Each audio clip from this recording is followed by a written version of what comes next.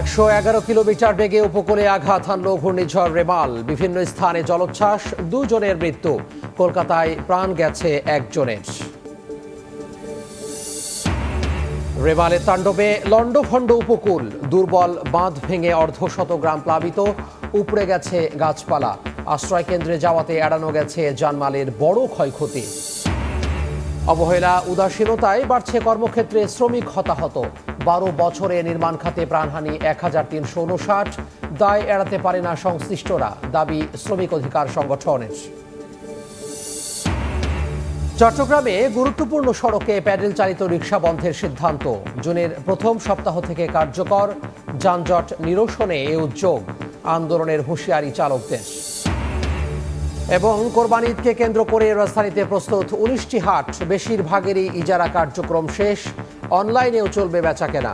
আফতাবনগর হাটে হাইকোর্টের stay order.